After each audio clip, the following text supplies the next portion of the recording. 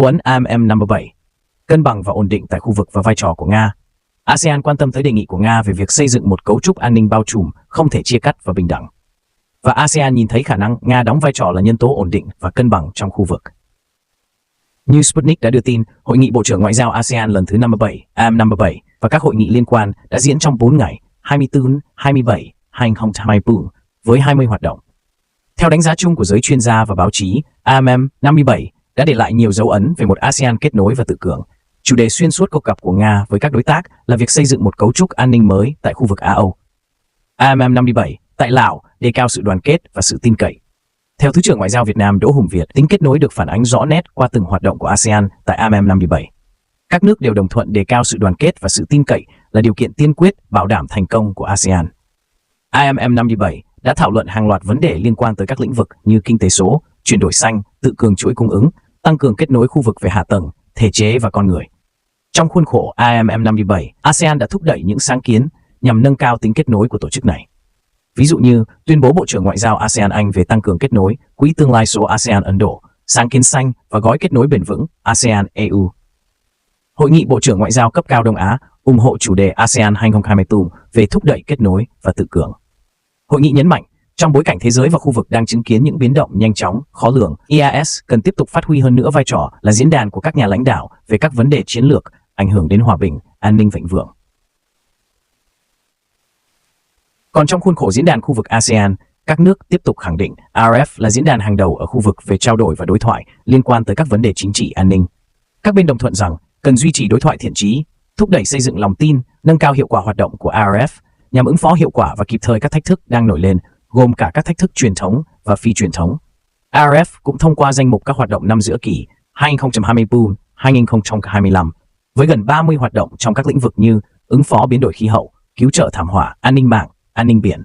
Trong đó, Việt Nam sẽ đồng tổ chức một số hoạt động như thực thi Công ước Liên Hợp Quốc về luật biển năm 1982, UNCLOS 82 và chương trình nghị sự phụ nữ, hòa bình và an ninh UPS. Hội nghị Bộ trưởng Ngoại giao quan hệ đối tác Mỹ lần thứ 3.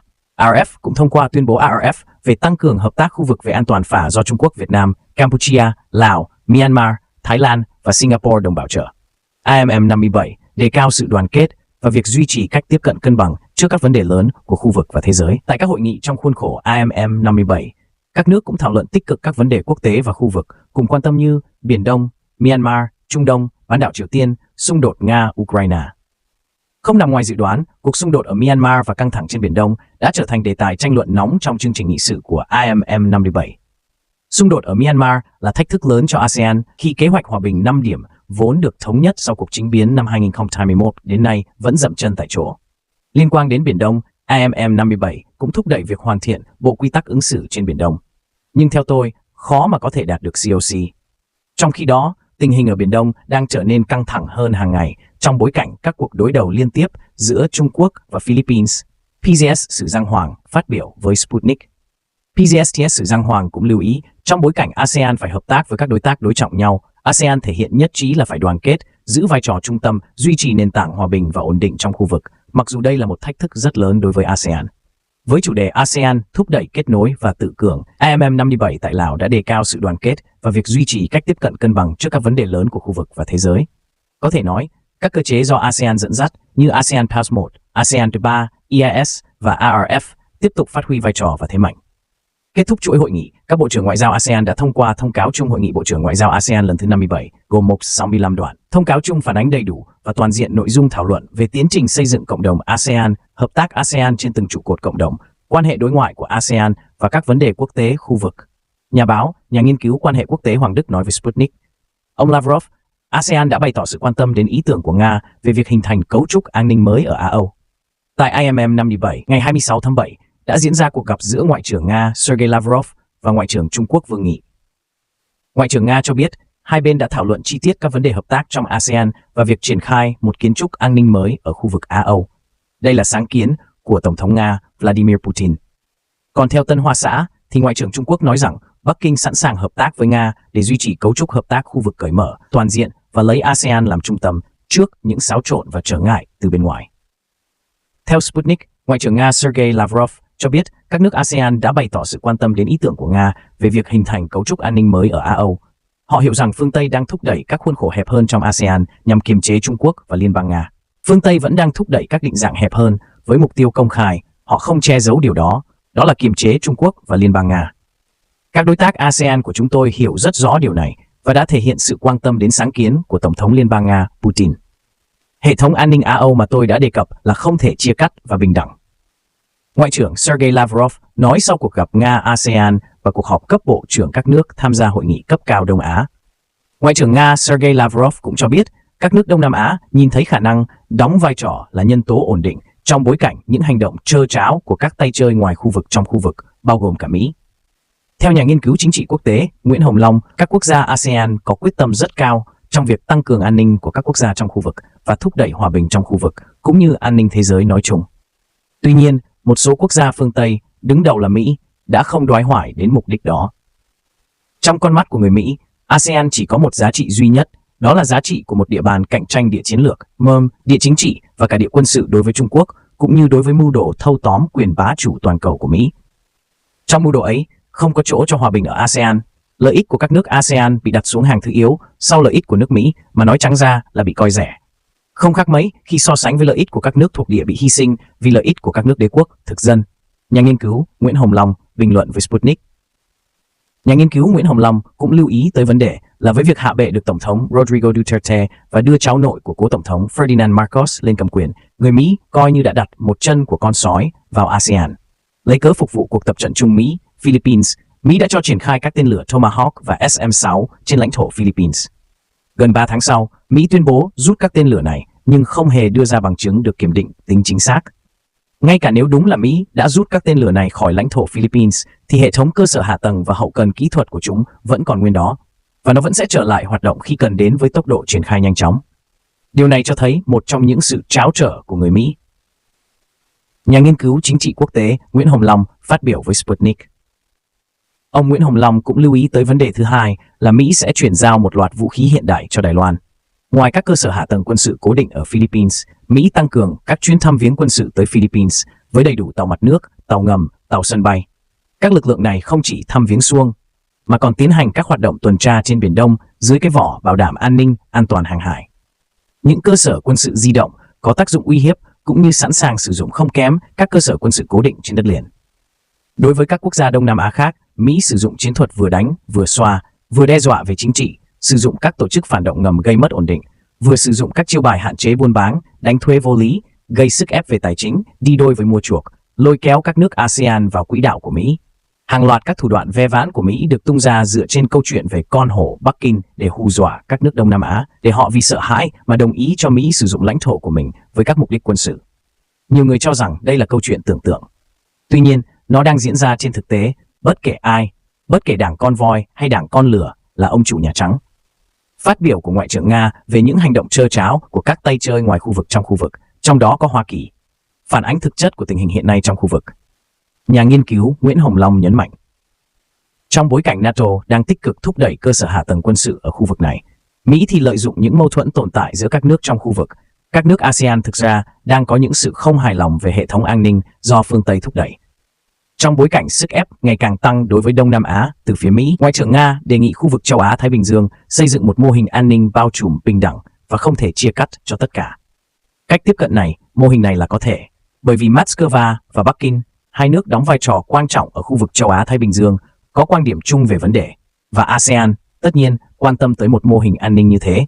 PZSTS Sử Giang Hoàng phát biểu với Sputnik, Liên bang Nga đóng vai trò là một cực quan trọng trong sự cân bằng tương đối trong quan hệ quốc tế của ASEAN. Ngoại trưởng Nga Sergei Lavrov cho biết, trong bối cảnh những hành động trơ tráo của các tay chơi ngoài khu vực trong khu vực, bao gồm cả Mỹ, các nước Đông Nam Á nhìn thấy khả năng Nga đóng vai trò là nhân tố cân bằng và ổn định. Trước hết, Liên bang Nga hiện nay là đối tác tác chiến lược của ASEAN. Nga luôn coi trọng mối quan hệ đối tác chiến lược này, không chỉ ở các vấn đề kinh tế, thương mại, bảo đảm an ninh lương thực và năng lượng, kinh tế tuần hoàn, các vấn đề môi trường, số hóa kinh tế, phát triển thành phố thông minh và hợp tác trong khoa học, giáo dục. Nói tới vai trò của Nga như là một nhân tố cân bằng và ổn định thì phải lưu ý vấn đề vai trò, vị trí của Liên bang Nga trong cuộc cạnh tranh địa chiến lược giữa Mỹ và Trung Quốc. Chỉ riêng cuộc đối đầu Mỹ-Trung về thương mại kép dài từ năm 2016 đến nay đã gây ra nhiều thiệt hại về kinh tế đối với các quốc gia ASEAN. Đại dịch COVID-19 càng khoét sâu thêm những thiệt hại đó, gây nhiều bất lợi cho các nước ASEAN khi vừa phải gồng mình chống dịch, vừa duy trì ổn định chính trị xã hội, bảo đảm an sinh cho người dân, vừa tìm cơ hội để phục hồi và phát triển kinh tế. Cuộc cấm vận của Mỹ đối với Liên bang Nga trên nhiều lĩnh vực, trong đó chủ yếu là về kinh tế, cũng gây khó khăn cho các quốc gia ASEAN trong việc tiếp cận thị trường Nga và ngược lại.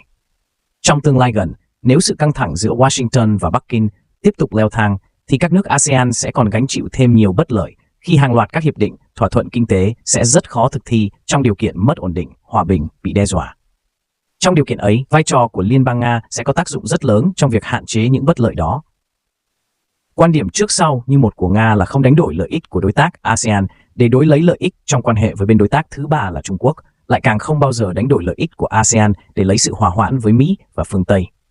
Điều này là rõ ràng, nhà nghiên cứu chính trị quốc tế Nguyễn Hồng Long bình luận với Sputnik. Theo ông Nguyễn Hồng Long, thông điệp của Ngoại trưởng Nga còn nhắm đến cả các đồng minh của Mỹ trong EU, những quốc gia mà nhiều nước ASEAN, trong đó có Việt Nam, có quan hệ đối tác chiến lược. Trong điều kiện một NATO mới đang manh nha hình thành ở Tây Thái Bình Dương với bộ ba Mỹ, Australia và Anh, một cuộc chạy đua vũ trang mới cũng đang dần dần hình thành, cùng với những mưu đồ tái hiện diện tại châu Á của các cựu thực dân của lục địa già.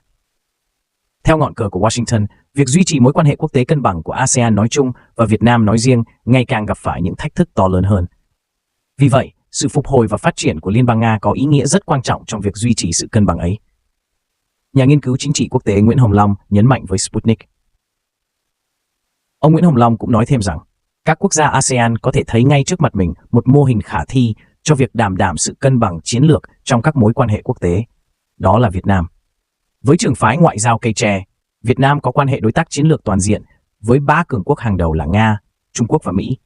Có quan hệ đối tác chiến lược với cả 5 quốc gia là Ủy viên thường trực Hội đồng Bảo an Liên Hợp Quốc. Có quan hệ đối tác chiến lược toàn diện với cả Ấn Độ, Nhật Bản, Australia và Hàn Quốc. Trong số 7 quốc gia đối tác chiến lược toàn diện của Việt Nam, có một số quốc gia đang cạnh tranh kịch liệt với nhau, thậm chí gần đến mức coi nhau như kẻ thù. Không chỉ Việt Nam mà hầu hết các quốc gia Đông Nam Á đều có cây tre. Tuy nhiên, việc sử dụng mô hình ngoại giao cây tre đòi hỏi cả một nghệ thuật, trong đó cốt lõi là kiên trì, kiên định và kiên quyết, cũng như sự ứng biến mềm mại, uyển chuyển, linh hoạt theo phương châm dĩ bất biến, ứng vạn biến. Vì vậy, để có được sự cân bằng tương đối trong quan hệ quốc tế của ASEAN, Liên bang Nga đóng vai trò là một cực quan trọng trong sự cân bằng ấy. Nhà nghiên cứu chính trị quốc tế Nguyễn Hồng Long đưa ra đánh giá về vai trò của Liên bang Nga trong trả lời phỏng vấn cho Sputnik.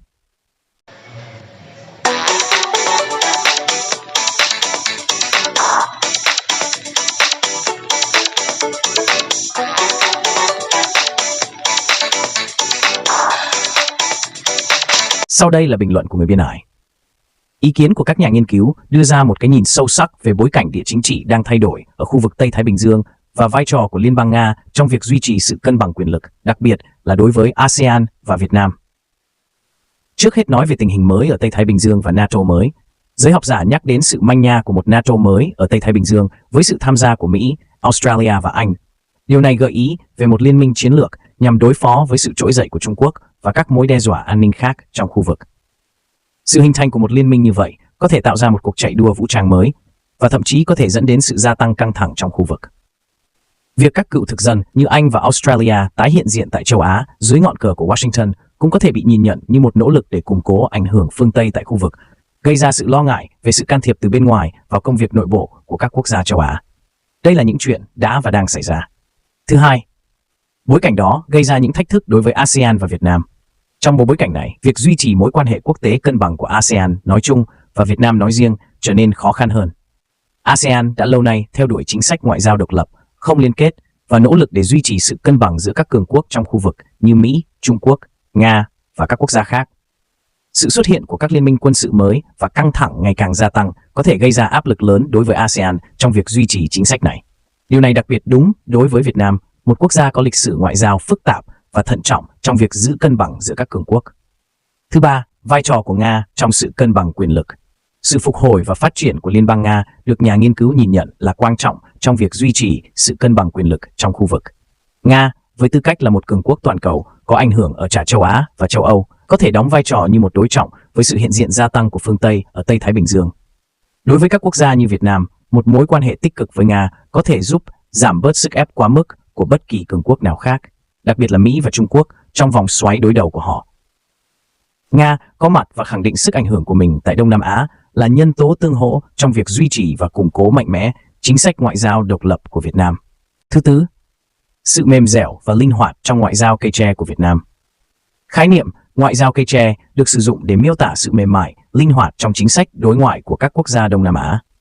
Cây tre với đặc tính uốn dẻo mà không gãy tượng trưng cho khả năng thích ứng của các quốc gia như Việt Nam trong việc đối phó với những biến đổi địa chính trị mà không từ bỏ các nguyên tắc cơ bản của mình. Theo nhà nghiên cứu, để đạt được sự cân bằng này, các quốc gia cần kiên định nhưng cũng phải biết ứng biến phù hợp với tình hình. Điều này đòi hỏi một sự khéo léo trong ngoại giao mà Việt Nam và các quốc gia ASEAN đã thực hành qua nhiều thập kỷ.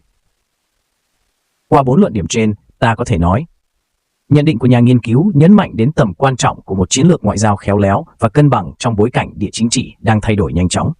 Việc duy trì sự cân bằng quyền lực giữa các cường quốc trong khu vực là chìa khóa để ASEAN và Việt Nam bảo vệ lợi ích của mình và đảm bảo ổn định khu vực. Sự phát triển của Nga được xem như một phần quan trọng trong chiến lược này, đồng thời nhấn mạnh rằng sự thành công của ngoại giao cây tre phụ thuộc vào khả năng duy trì nguyên tắc cơ bản trong khi vẫn linh hoạt trước những thách thức mới.